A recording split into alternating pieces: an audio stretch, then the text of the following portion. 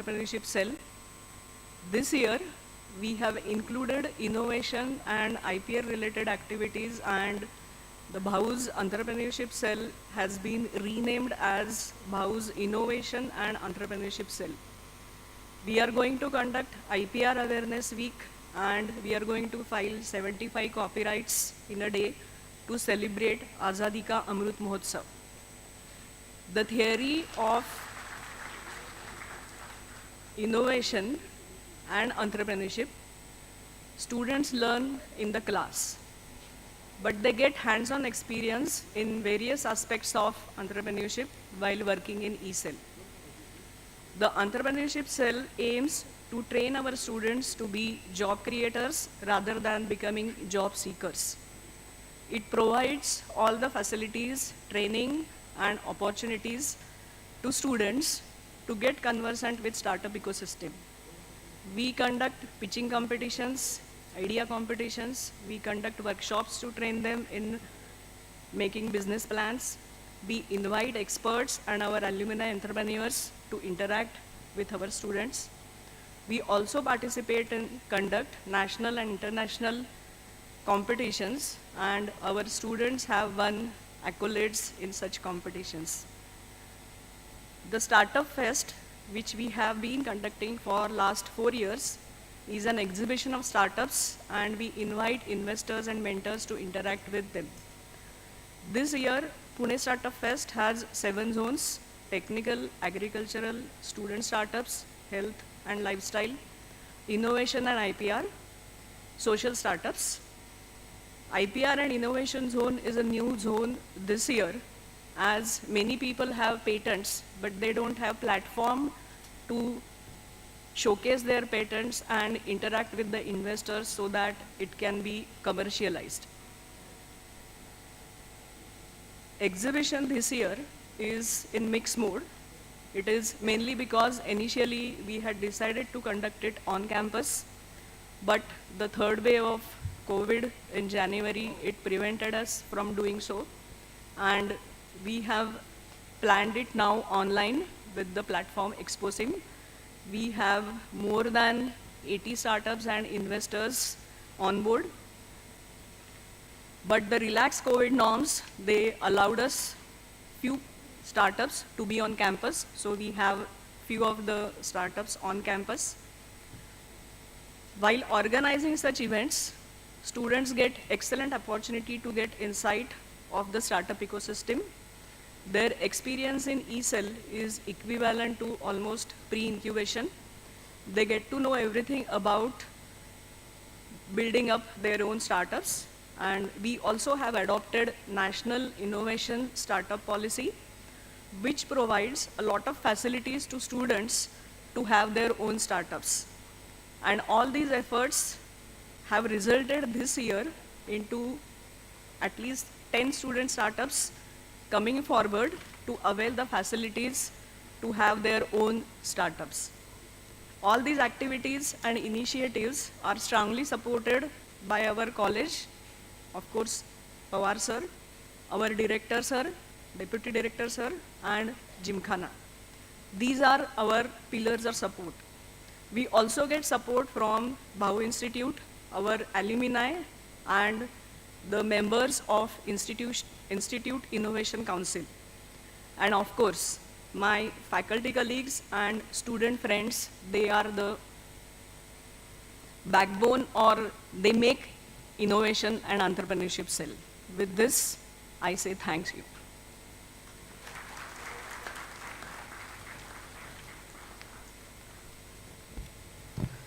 Thank you so much, ma'am. We are extremely fortunate for your timely guidance. From sowing the seeds of entrepreneurship and innovation amongst the students of College of Engineering Pune and encouraging us to always think out of the box, we have enjoyed the support from our respected director, Professor B.B. Ahuja sir. He has always inculcated the spirit of true leadership amongst us. Now, I would like to invite respected director, Professor B.B. Ahuja sir, to address the audience.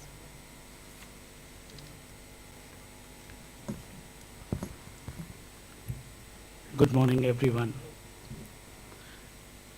Distinguished guests, Mr. Baba Kalyani, our chief guest this morning, Mr. Potnis, the guest of honor, Prataprao Pawar sir, our chairman board of governors of College of Engineering Pune, Madhuri Karnik ma'am, Kaivalya, my faculty colleagues, student friends. On behalf of COEP, it gives me immense pleasure to welcome you all to this 4th edition of 𝐏𝐻𝐻's Startup Fest. We are trying to create an ecosystem where every student at COEP, and not only students at COEP, but also young minds in the city, in the state, in the country, can make use of, can leverage the 𝐏𝐻𝐻's ecosystem right from pre-incubation to getting support, incubating startups,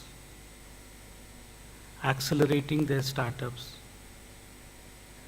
and helping them to stand on their own. The purpose of this 𝐏𝐻𝐻's Fest is to bring about this journey. As we just heard Madhuri ma'am tell us, that it's an event where the young minds who dare to have an enterprise of their own can network with business experts, can interact with mentors, seek guidance from the mentors, can present their products, their services, their ideas to the investors. Last year, we had investors investing up to 3 crores into probable startups. So this fest is for everyone who wants to do things differently and to be on their own. And we are indeed privileged today that in its 4th edition, we started this initiative in 2019. And even during the pandemic, this event was held online, this year in the hybrid mode. And this year, we are indeed privileged to have with us the doyen of the manufacturing industry, person who transformed his forging industry into the world's leading industry. Friends, I'm referring to Padma Bhushan Baba Kalyani ji, who is our chief guest this morning. And despite his frail health today, he agreed to inaugurate this session and speak to us this morning and has joined us virtually. The secret of his success, if I were to sum up in 2 words, the secret of success of Baba Kalyani is rooted in innovation and research. Through sheer hard work and wanting to keep pace with technology, Baba Kalyani ji has truly emerged as the business leader of our country with a technopreneurial spirit. He has factories all over the globe. And we talk of Industry 4.0, but he actually implements Industry 4.0 in his products. Thank you, sir, for being there for us this morning to inspire us and to speak to us.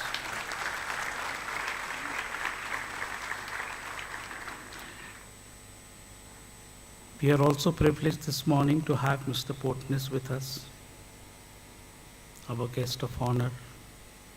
He is also on the board of directors of the 𝐁𝐴 Institute. He is an IIT Bombay alumnus.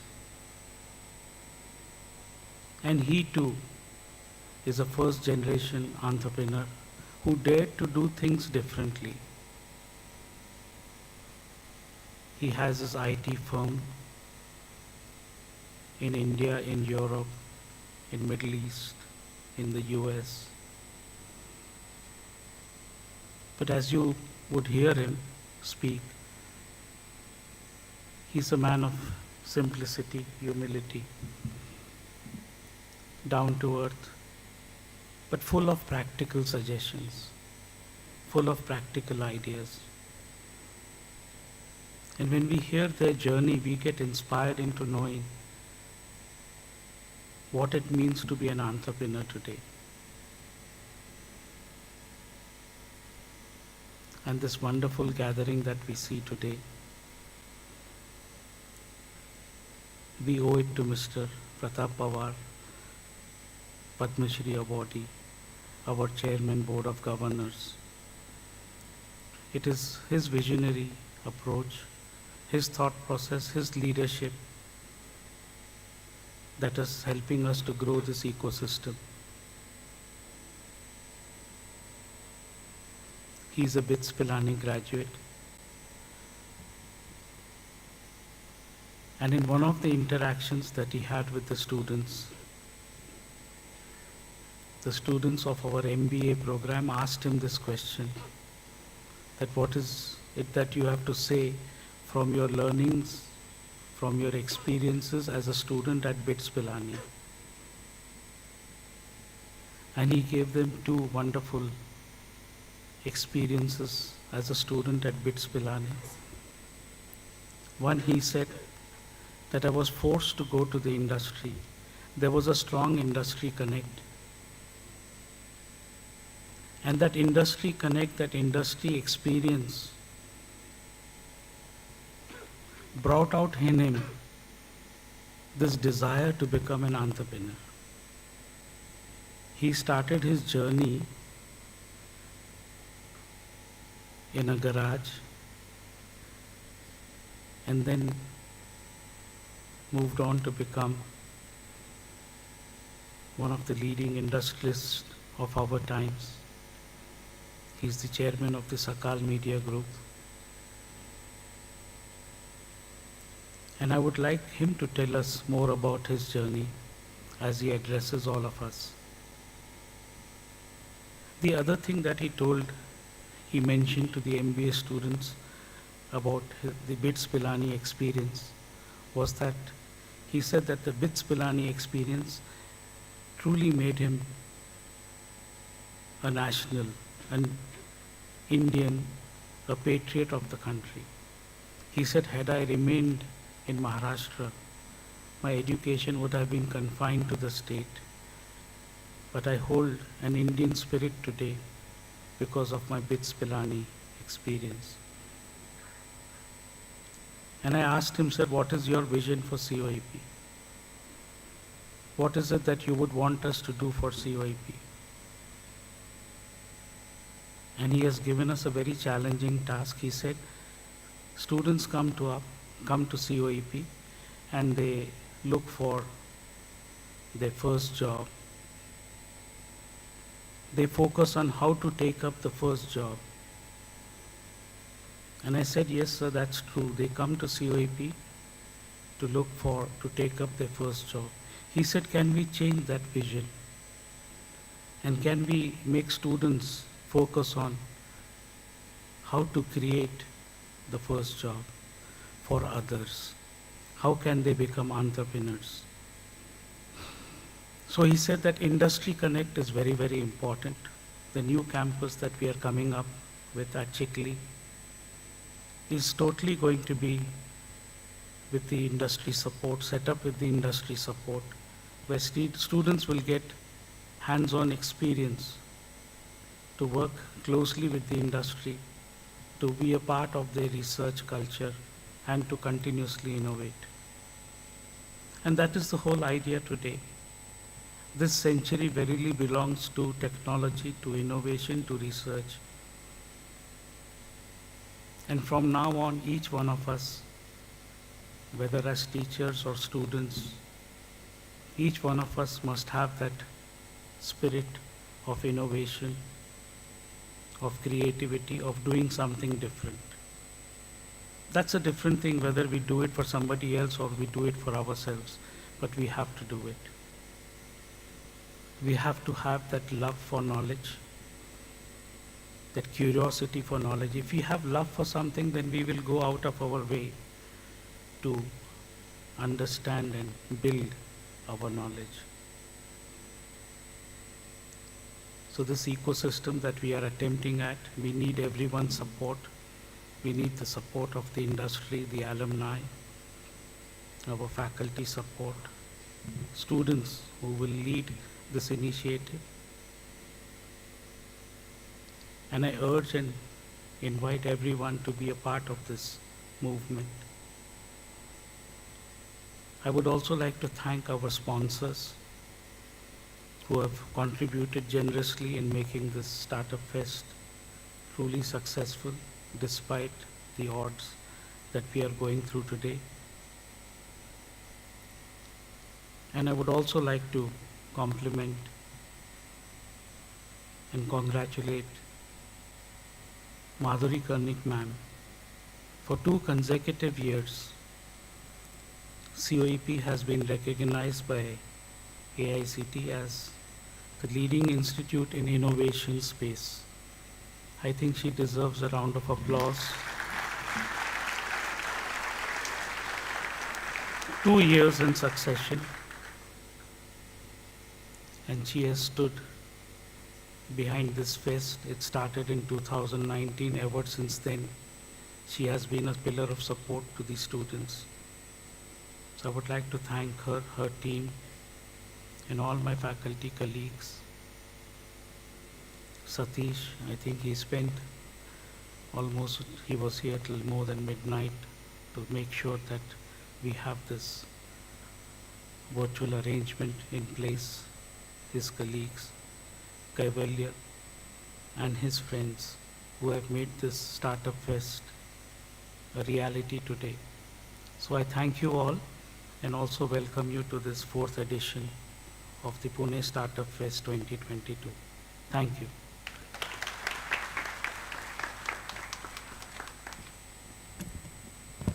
Thank you, sir. You have been a guiding light and pillar of strength to all of us.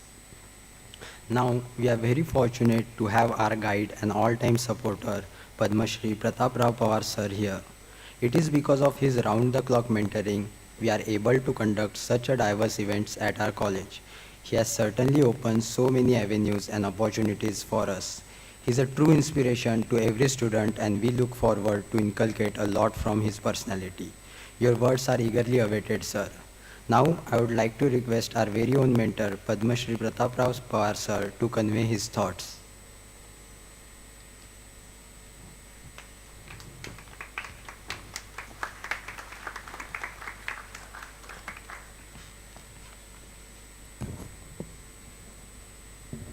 Thank you. Today's chief guest, Padma Vibhushan Baba Kalyani, Mr. Potnis, members on the dais, and student friends. I would like to make a bit of informal talk today with you all, sharing some of my thoughts, probably which will enlighten you or give you something important information. I love this kind of seminars. I love students taking active interest in upgradation of themselves. Entrepreneurship is again close to my heart. So anything which has initiative, creativity, other than the academia, to me is very important. I would like to tell you something more about Mr. Baba Kalyani. We both are graduates from BITS Pilani. So the friendship is very old. Friendship for 3 generations, his father, his son, and my family, we are close. But I'm on the board of Bharat Forge, where he is the chairman. And every Bharat Forge board meeting is inspiration for me. I learned a lot. Every board meeting, something new we come to realize, and we found how the company is excelling, not only in the world standard, but better than the world standard. And I think that's very important. Give a small example, there are many examples. He developed a gun, artillery. Our Bofors can fire about 32 kilometers. His gun, first shot, fired 48 kilometers with accuracy of 1 meter. This is one of the hundreds of products he is passionate about, and it's all in-house R&D. There is no collaboration. So we can do it. Here is the guy who has performed, and he'll perform. So we can learn a lot from him. More than 60% of his business is export. You take the top vehicles in the world, he's their customers. BMW, Mercedes, Rolls-Royce, you name it. Why do the people buy from Bharat Forge? With the reliability, quality, consistency in price. This is something at one time he was thrown away by BMW. They said, you are from India, what the hell, why are you coming here to sell forgings? Today BMW is an important customer. You can win over the customer even if he is not happy with you, or he doesn't like you, or he doesn't know who you are. This is something which I thought, don't worry about what people think about your perception, change the perception. You can change the perception by your efforts, by your dedication, by your things.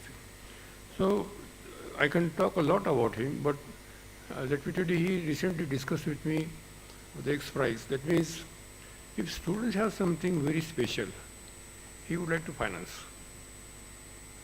He would like to support.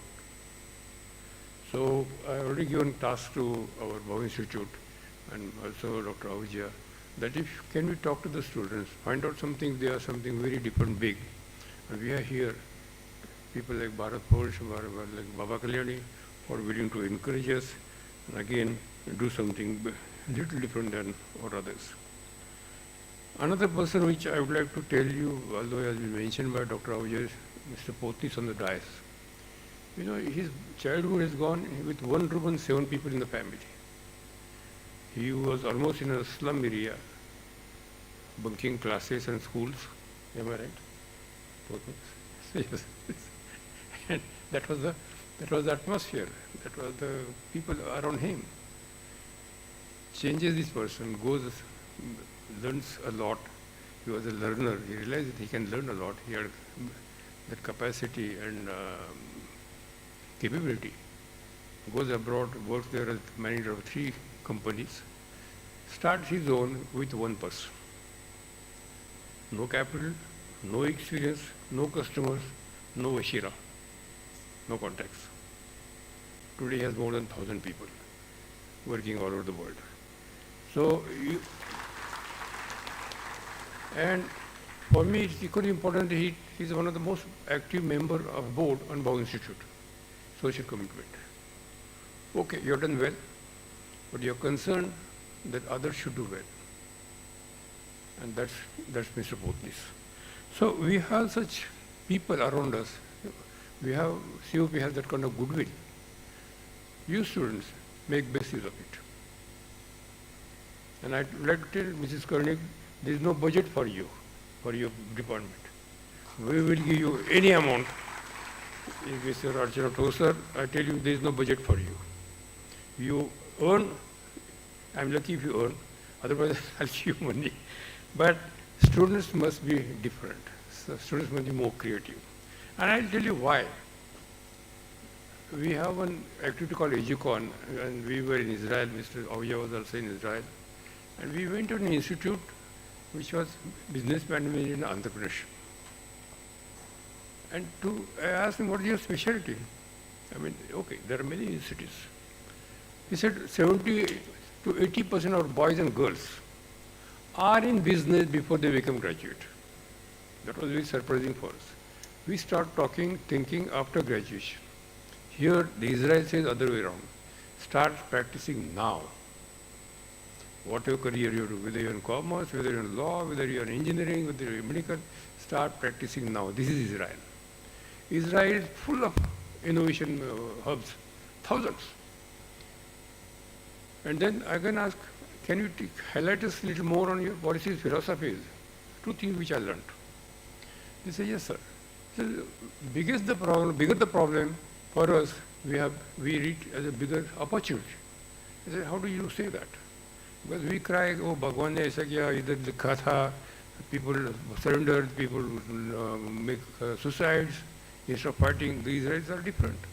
They said, look, we had no water. We developed drip irrigation. We solved our problem. We selling our material to Europe in the winter, and we sold this technology to billions of dollars to worldwide. So we made a business also out of it, not only solved our problem. Okay. There are many further developments. I don't want to go into details. Secondly, he said, look, all Arab countries were willing to kill us. So defense was our problem. We mastered that art so much. Today, 90% of the people in the world take our technology. So they protected themselves and they created business of billions of dollars. Mothi sankat, mothi santi. Third thing, they said, one more, can I have some more issue again, and can I learn from you? Yes. We have a lot of innovation centers, like you guys are doing something. Question is, we Israelis are hardly 85 lakhs. Even if I develop this product, how many pieces I can sell in Israel? So I have to go to world market. If I have to go to world market, I have to be world class plus. Otherwise, who will buy my product? So their benchmark is world class plus. This is again I learned from them. Look, why they are successful. This is Baba Kalyani. Why he is successful? He is world class plus. Business will come walking to you. So keep this philosophy in mind. I mean, it doesn't happen in one day. When you have passion, when you have fire in your belly, you can create this. And you should always keep in mind, do I satisfy my customer? Am I giving the best service? Am I satisfying him? Am I good in price? Am I good in quality? Am I upgrading my product all the time? Today I'm good. What about tomorrow? So this is a mission. This is a passion. You students have to have this culture. If you inculcate this, I can assure you, India will be superpower. It can.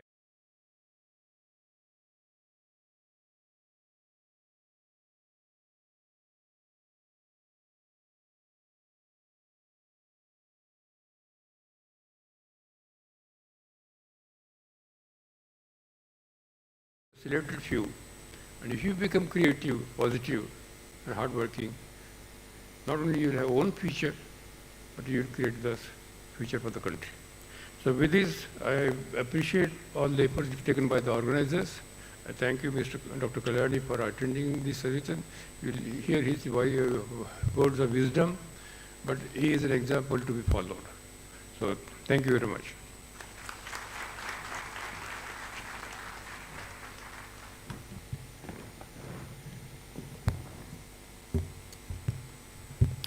Thank you, sir. You've been a source of motivation to all of us. You've truly triggered to think in an innovative way and inspired us to start acting now and cultivate innovation in our daily lives.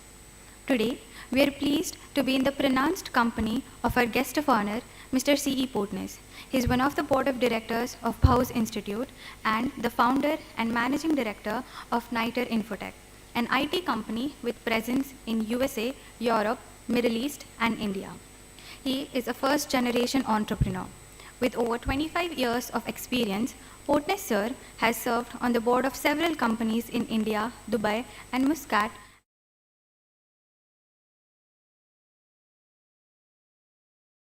and strategy and growing businesses. He has co-founded HPS Wellness, a company that scientifically maps an individual's current health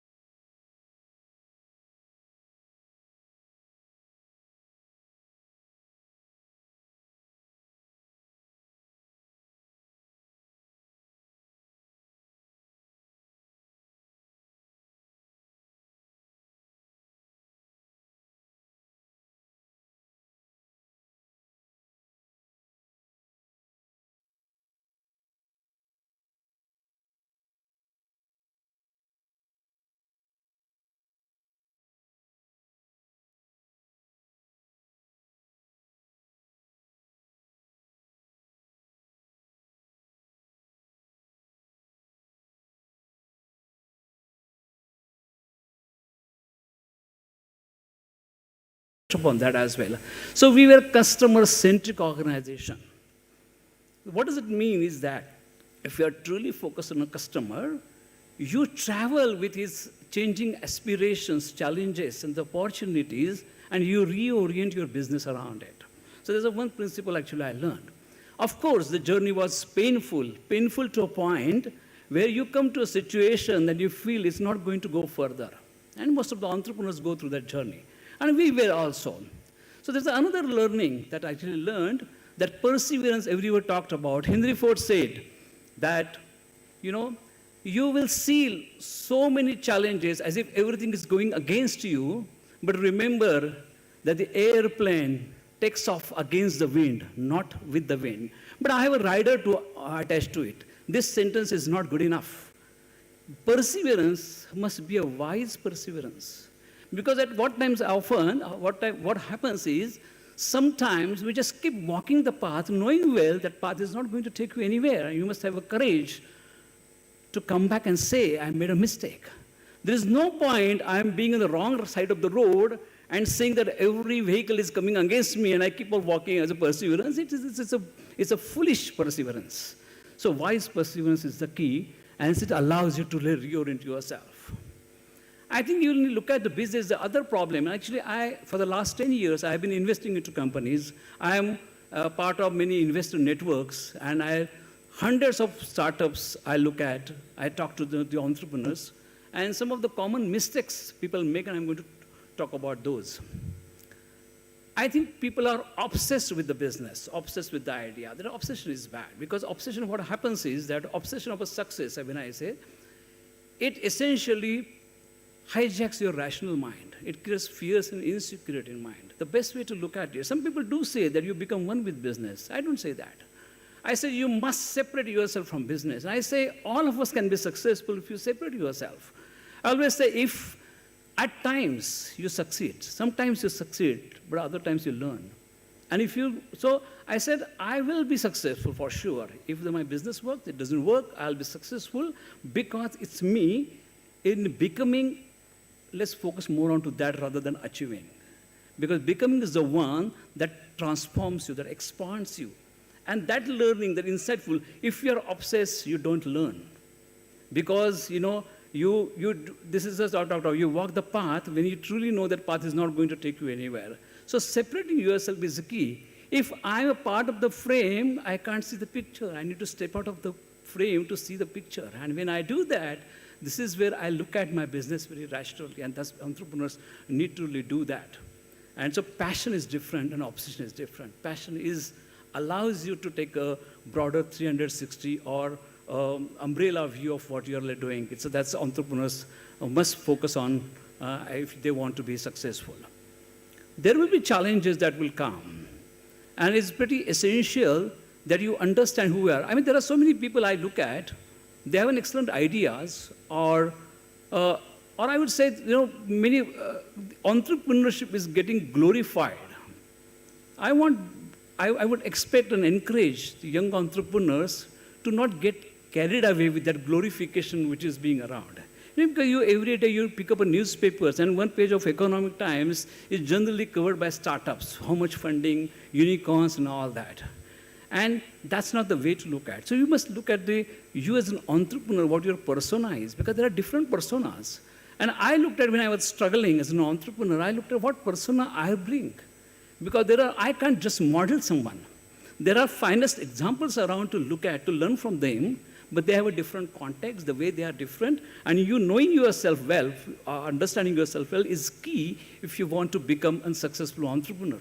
And what is that personas are? They are very different. There are some experts, there are some innovators. There are some people who are pretty good in networking and sales. There are people, and there are 10, 15, 20 probably characteristics I talk about it. It's very essential that you know that what persona you bring to the table, because that allows you to build a team around you, which is a complementary one for you to success. There are endless opportunities which are there. And there are many problems that we can solve. And therefore, it's very important that we focus on being an entrepreneur. And even if you fail, please remember that our business fails. success is not guaranteed, please remember. Success is a probability, correct? But there are, you can apply force multipliers to enhance your probability. And stepping out of your business and looking at it from a third point of view allows you to identify those force multipliers that can help you succeed. And this is a few things, I can just go on, but for the paucity of time, and especially I am more considerate enough for Baba Kalyani because I want to hear him as well, and you are eagerly waiting for him. So these are a few thoughts I wanted to share with you. There are a lot, there are other opportunities. I will be very happy to talk to you again. Thank you so much for inviting me. All the best to all of you. Thank you.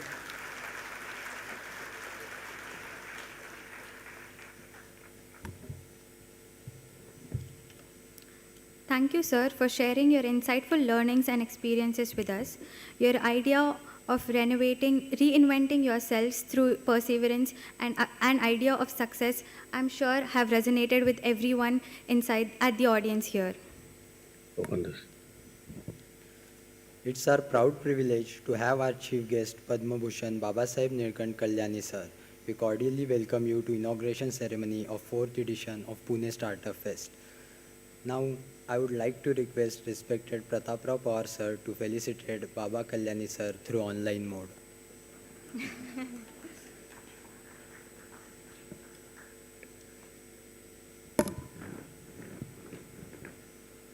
I request Baba Kalyani sir to accept our token of gratitude. Thank you.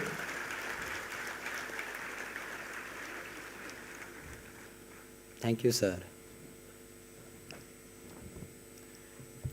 Padma Bhushan Baba Kalyani sirs is the principal driving force behind the growth and success of the multi-billion-dollar Kalyani Group of companies, a true entrepreneur, innovator, and a charismatic industrialist. He is a true champion of innovation who has enriched the group with his vision of sound business governance and value-driven management practices. He is the impetus behind the group's spirit and commitment to deliver products and services of uncompromising quality and integrity consistent with the Kalyani brand and image. Shri Baba Kalyani is a living example for all the budding entrepreneurs who have gathered at this conclave. Being an engineer himself who has turned out into an extraordinary successful businessman, his story truly resonates with everyone in this auditorium who aspire to be an entrepreneur. He has skillfully engineered all his expertise and knowledge into scaling his business. We are brimming with joy and excitement for this very moment. Every person in this auditorium is filled with boundless eager to listen to this eminent personality. Audience, please allow me to lend your ears. I would like to take this wonderful opportunity to invite Shri Baba Kalyani sir to share his views on innovation and entrepreneurship to the audience. Thank you very much. First of all, my good friend Pratap, my sincere apologies that I couldn't be there in person. I'm unfortunately running temperature. I would have still come, but I don't want to give my infection to other people. That's why I decided to stay away. But it's a great pleasure even to do this on a virtual mode. Director Sri Ahuja, Professor Ahuja, Sri Potnis, distinguished faculty members of COEP, all the budding students, entrepreneurs, and ladies and gentlemen. We are today in this country at a cusp of what one would call almost a revolutionary golden age. And I want to explain to you what that means, and especially for young entrepreneurs. There has never been a better time in the last century where you will have opportunities like you have now, and this probably will last for at least another 20-25 years. If you just look back 2 years ago, in March 2020, when the first alarm bells of COVID-19 started ringing all over the country, and we were all worried in terms of what is likely to happen. And on the 23rd of March, the Prime Minister declared a countrywide lockdown for 3 months, largely to create the infrastructure that would be required, the medical infrastructure that would be required to handle the number of people that were likely to get infected from COVID. But during the same time, two things happened which maybe many of you don't know. There was a process by which the silos in the government were broken. You know, Government of India works in silos. There are ministries, there are departments, and each one is a power center in its own system. But during the COVID, all the silos were broken and we were working on a mission mode. The mission mode was how do we handle COVID? How do we deal with this? So the first meeting the Honorable Prime Minister took was what are the requirements in terms of care for COVID? So it started with simple things like masks, PPE kits, that is personal protection equipment, and then of course it went on to complicated things like ventilators, oxygen generators, oxygen itself, oxygen cylinders, and medical facilities, the number of beds and hospitals, etc.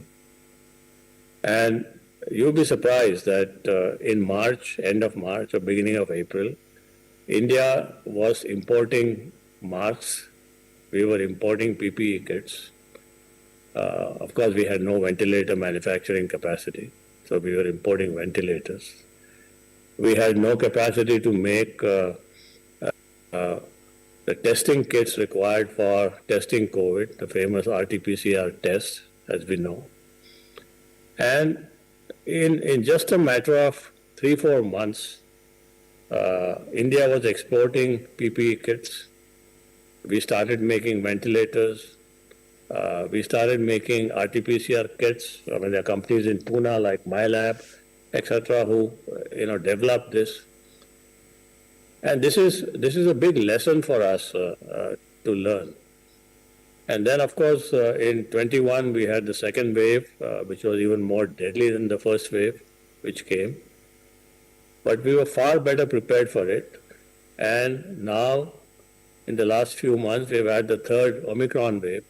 And you've seen that it just kind of passed by us without even giving a nudge to the system. And this is India. And India is great when we work in mission mode. India is great when all of us believe that that's the direction we need to take, whether the young people, the old people, academia, entrepreneurs, businessmen, etc. And I think, this is something that the Honorable Prime Minister has been able to do by his focused attention on getting this country in the direction where all of us will see economic prosperity, all of us will see growth, and his concept of Atmanirbhar Bharat, although it started with the area of defense, because that was one area which is extremely important. I'll talk a little bit about it. But Atmanirbhar Bharat is not necessarily only defense. You have to be Atmanirbhar in everything you do, whether it's agriculture, whether it's education, whether it's healthcare, of course, whether it's defense and everything else. The area of defense is important because without national security in good hands and in good shape, no country can prosper. And I don't know how many of you know the story of United States during the Second World War. I've said this many times in many of my speeches all over the country. But I'll just give you a short version of that. In 1939, when Hitler, along with Mussolini and the evil of Axis, as it was called, attacked France, Poland, and then England, World War II started. And England and France were fighting this war together because they were the big powers in Europe at that time. They had the ability to produce military hardware. But very soon their military hardware got exhausted because they were losing hundreds of planes a day. They were losing hundreds of guns a day. It was a massive war. So England, Churchill went to Roosevelt, who was then the President of the United States, and requested Roosevelt to help France and England, and France and England would pay for this to produce military hardware, aircrafts, tanks, guns, artillery, ammunition, etc., to help the Allied nations fight the axis of evil. Of course, to cut a long story short, in a matter of 4 years, Roosevelt got the entire private sector of the United States. He called the president of General Motors, a guy called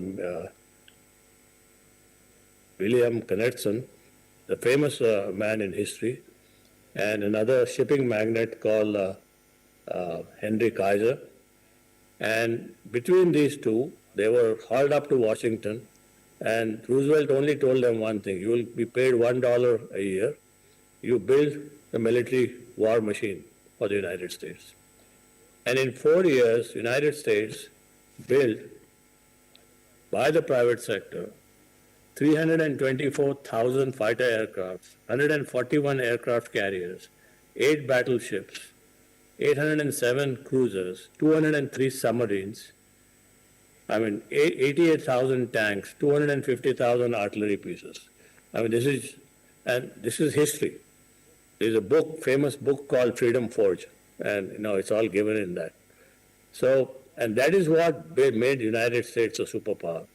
In those 4 years, the U.S. built for Europe $3 trillion worth of armaments, for which they got paid.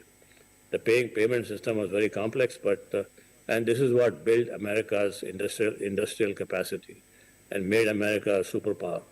And then, of course, the rest of the history. The U.S. got involved as an ally in World War II, and ultimately they were able to beat the axis of evil. The point here is very simple. The point here is that national security is a concern of every person in that nation. As you are seeing right now in the Ukraine-Russia crisis, it's amazing what Ukraine is doing, and we all know that can't last for very long. And it has impacted the entire world and entire world economies. It has even impacted the Indian economy very badly. So everything that happens in the rest of the world has some impact on us, and this is a lesson that we need to learn. And that's why becoming Atmanirbhar in national security is extremely important. Just to give you an example, we build our fighter aircraft called the LCA. The LCA uses an engine that is produced by General Electric. Now, if tomorrow the U.S. puts sanctions on India because we didn't support the rest of the world in the United Nations General Assembly against Russia, we won't be able to produce an aircraft. So there are many of these kind of issues that require urgent national attention in terms of national security. And I think that's one of the reasons, at least, as to why we in our company have focused in the area of defense. Anyway, let's talk about better things. In the world today, there are 3 things that are extremely important, especially for the young entrepreneurs, startups, etc. 3 things are very important. The first thing is we have to understand deeply the entire process of digital technology. So digital, IoT, artificial intelligence, any product you make, whether it's for agriculture, whether it's for defense, whether it's for automobiles, anything, healthcare, medical equipment, it is going to require a combination of these 3 things and a deep knowledge of these 3 things. And along with that comes things like machine learning and all those. So this becomes very, very important. So at least in every institution of higher learning, like COEP, etc., all the IITs, the focus on digital and AI and IoT has to be 10x or 100x more than what it is today. Second, inevitably we are faced with disasters pertaining to climate change. our Arctic blocks are melting, the ice is melting, weather patterns are changing, and there is no alternative but to get to net zero carbon in a reasonable period of time. India has given 2070 as the target date for net zero. Many countries have given anywhere ranging from 2050 to 2070. So we are within the ballpark. But many institutions, private companies, private sector have highly accelerated targets in this area. Now, one of the things that, again, the government of India has done here is how do we convert this problem into an opportunity? And that is part of entrepreneurship. Every problem that you see, you need to convert it into an opportunity. So how is India converting this problem into an opportunity at national level? And then, of course, it comes down to each business, large business, medium businesses, small-scale businesses, and, of course, startups. First is the whole concept of producing green energy, whether it's green hydrogen or any other form of green energy. I think we are very, very well placed on this planet to be the largest producers of green energy in the world. So a country that was importing energy, large portion of its energy, for a long period of time, that is basically oil and now a little bit of gas from outside India, can in the next 15 years start exporting energy to other parts of the world. So this is a major revolution that is happening. And let me explain to you, what this means. You take our steel plants. Today we are producing somewhere around 150 million tons of steel, or somewhere near that. And a large portion of our steel is produced using coal and coke, and generates a lot of CO2 in the system. Now, you need to stop using coal, coke, and start using green fuel, and in this case, largely green hydrogen. And the way green hydrogen comes, you must have read in the newspapers, a lot of big companies are investing in green hydrogen, but now also a lot of small companies have started investing in green hydrogen. So the good thing about renewable energy, it is volume agnostic. That means it doesn't mean that you have to produce in large scale to get the cost. It is completely volume agnostic. It is more technology dependent. So here is an opportunity for startups to look at various technologies, and not just green hydrogen. Any green fuel is an area of the greatest interest to the rest of the world, and of course to India. And it is going to make, this whole thing is going to make India very competitive, and for one simple reason, where all green fuels, whether it is green hydrogen that comes from solar power, or biofuel that again comes from the energy of the sun for photosynthesis of plants, etc., is all dependent on the sun. And we have so much ample of this energy that how to convert this power of the sun into green energy is an area that's going to evoke tremendous amount of interest in India in the next 15-20 years. So I've talked about the digital side. I've talked about climate changes, and I think that is the direction of the future. There is nothing else that will happen. I mean, business as usual is not going to go through. So obviously, every business is going to transform itself. Every business is going to look at new ways of doing things. And when you start looking at new ways of doing things, there are new ideas that are required. And these new ideas cannot come from the business itself. They have to come from startup communities. They have to come from young, budding engineers who come out of institutions like COEP. And therefore, I'm very excited that you have this Startup Fest at the Bhau Center, and a lot of attention is being given to this. Day before yesterday, actually on the 3rd of March, I made a presentation to the Honorable Prime Minister on how India at 100, the Amrut Kal as it is called, India at 2047, is going to look like from a manufacturing perspective. Manufacturing is important because manufacturing creates jobs. Manufacturing creates the strength of an economy. Manufacturing is the strength of a nation. A nation cannot be just purely built on a services economy. There is no, it won't have the strength that is required for it. So what does India's manufacturing look like? So we had a whole host of people, very, very senior CEOs from very different companies, and we brainstormed this and we created a roadmap of what India at 100 is going to look like. And let me just give you a few headlines on this. I don't want to go into details of that. A few headlines are that our GDP today is somewhere in the region of about $3 trillion. $3 trillion. And it's been constant for the last 2 years, largely because of the COVID pandemic downturn, etc. But this $3 trillion by 2047, and 2047 is not a long period of time, it's only 25 years from now. And 25 years in a life of an institution runs very fast. I mean, COEP alone is, I think, more than 100 years old. So you can imagine how 25 years looks like. It's a small speck.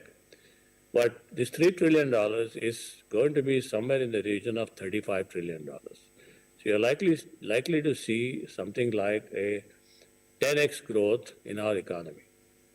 And there are various different sectors of the manufacturing economy that are going to contribute to this growth. I'll just name a few sectors. There are many more sectors than this.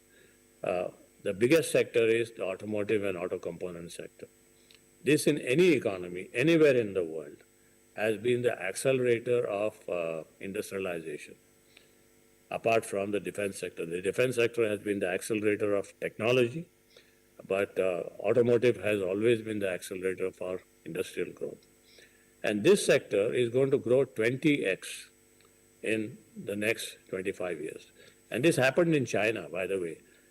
China in the 70s was producing the same number of cars that we were making in the 70s. And then all of a sudden, from the 80s to 2000, they had a 20x growth in the automobile industry. It has happened in Korea the same way. It has happened in Japan the same way. And this is largely linked to your per capita income. And when the per capita income gets to beyond a certain level, there is a huge acceleration in consumer demand, urbanization increases, and therefore these things increase. Similarly, if you look at pharma, India has done well in the pharma sector, but we have been largely in the generics space. A lot of countries in the world now, Europe, North America, because of supply chain problems, because of all these issues that we have faced in COVID, they have all decided to expand their own pharma industries. So our opportunity of being a low-cost producer of pharma and supplying is going to slowly go down. So we will have to get to higher technologies in pharma. And our pharma industry is geared up for that. They are doing a lot of research, so they are quite excited that they will be able to move into the next area. And this is, again, an opportunity for young entrepreneurs. You have some ideas, small or big. This is a place where these ideas will work. Now, one of the other areas is medical devices. We make hardly any medical devices in this country, almost nothing. We said we made ventilators, but honestly, I can tell you my own experience. Even we made ventilators during the COVID period. We got technology from NASA's Jet Propulsion Lab. Actually, they gave it free of cost to us. I don't know why they gave it to us, but they gave it, and we made ventilators. We even make it now. But the embedded system software that goes into ventilators is the same thing that goes into many other medical devices. We have no capability to make it in India. And this is a challenge I'd like to throw to the young students here, the young entrepreneurs, as a startup challenge. Who can build a embedded system software that can drive medical devices? Because the same embedded system software can then drive many other things. It's just a starting point of doing other things. And then, of course, there are new, the sunrise industries like 5G, in telecommunication, drones. I don't know how many of you saw the beating of retreat on the 29th of January when India demonstrated 1,000 drones in the sky, flying and creating the Indian flag. I mean, it was a moment of pride for all of us to see that happening. And this was created by a startup, by the way, supported by, of course, the Ministry of Defense, but young engineers in a startup in Bangalore, I think. In Delhi. They created this. And if you heard the stories of how and what pain they went through, because they had only 3 months to do this, 2 days before the 29th, when they had their first rehearsal, 300 drones dropped off. Because, for drones to function, nobody should have their jamming devices on, because if you can jam a drone's control system by jamming devices. So somebody in the Home Ministry, the security apparatus, had some jamming devices on, and some 300 drones fell off the sky out of those 1,000. So, yeah, there were challenges like that, but on the 29th, it was a perfect show. Nobody in the world has demonstrated 1,000 drones flying in unison and doing whatever. So, I think we have the capability, this country has the capability, and this is all done by startup, young entrepreneurs, and so there is a huge opportunity, unbelievable opportunity that we're going to have going forward. And my basic advice to all the young entrepreneurs, the students in COEP who are looking at this entrepreneurship, looking at startup challenges, is please make sure that whatever you do it with a lot of passion.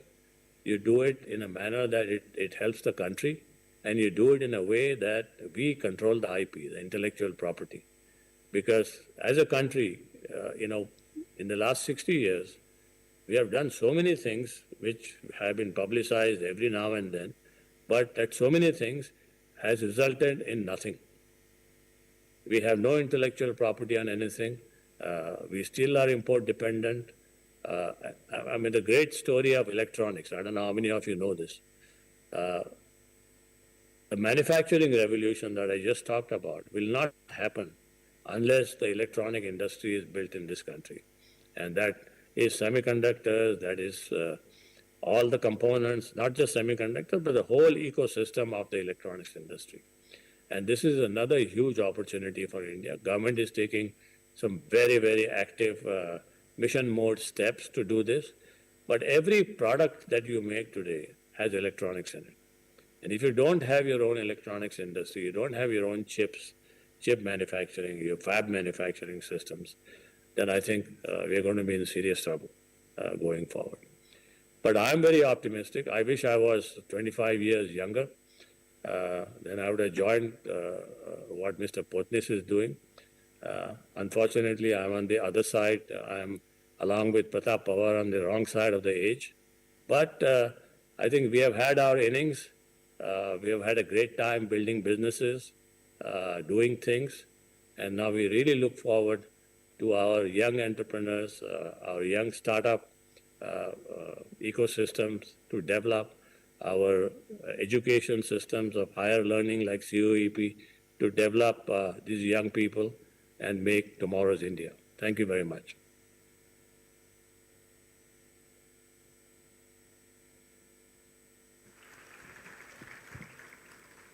Thank you, sir, for your valuable guidance. I am very sure that there are a lot of tangents that could be drawn from your speech.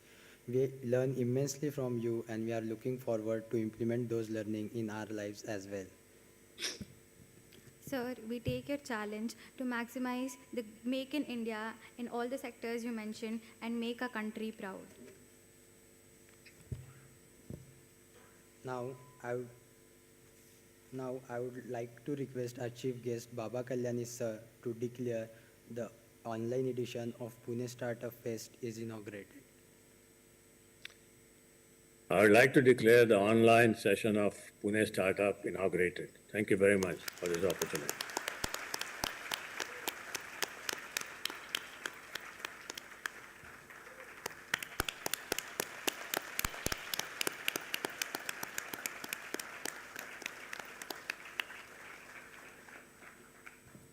Now, we would like to present to you the theme for this edition of Pune Startup Fest.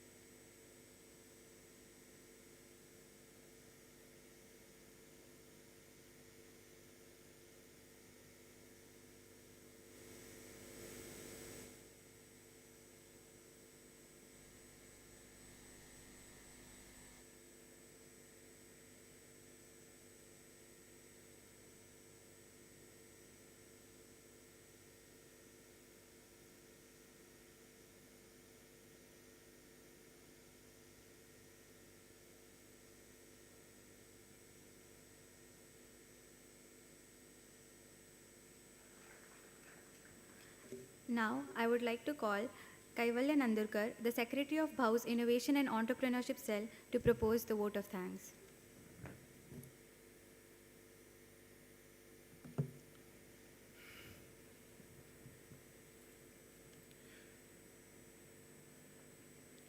Good morning, everyone. Honorable dignitaries present on the dais. I, 𝐿𝐵𝐵𝐵 Nandurkar, Secretary of Pune Startup Fest, would like to invite you all to the 4th edition of Pune Startup Fest. We are beyond excited to have with us Padma Bhushan Dr. Baba Kalyani with us today, Padma Shri Mr. Prataprao Pawar, Mr. C.E. Potnis. Glad to have you with us, sir.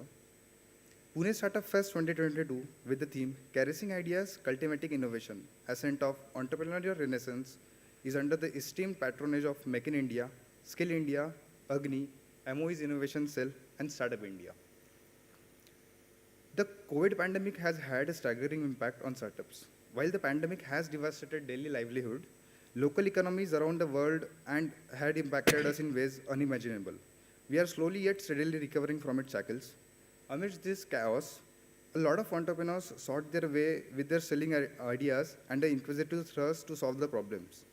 Our mission this year is to explore and broaden every opportunities for startups to bloom, students to discover their concealed passions, and all the attendees a voyage of an enthralling experience.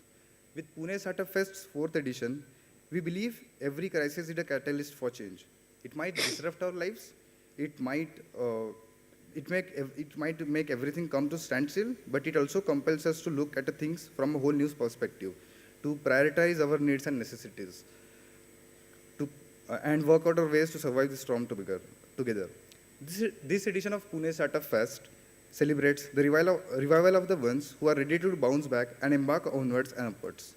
We render a chance to the unsung heroes and an amazing opportunity to connect, expand, grow, and learn. Now, I would like to thank our faculty advisors for Pune Startup Fest, Dr. Madhuri Karnik ma'am, Mr. Rahul Adhav sir, Mr. Abhishek More sir, Mr. Swapnil Wali sir. I would like to thank the team behind Pune Startup Fest for organizing this fest successfully. The data center team, the account section, Anisha ma'am, Gosavi sir, thank you so much for your constant support throughout. Lakshman mama, the sound system and ESM team, Kumbar sir, Nandakumar Giri sir, decor team, and the core team members of Pune Startup Fest. And of course, all the coordinators and volunteers who has helped Pune Startup Fest to achieve where it is now. All the ISC panelists present today, faculties, deans, HODs, parents, and all my dear friends, I extend my warm regards to you, and thank you for being there with us and gracing the inaugural ceremony of Pune Startup Fest. Thank you so much.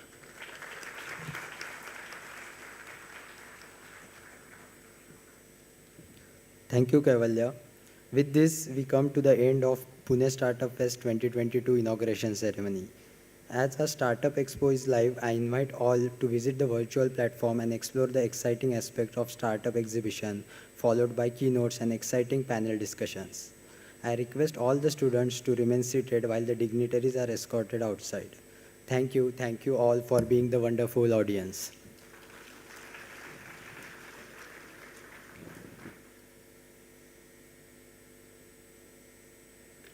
I would like to request all to stand up for national anthem.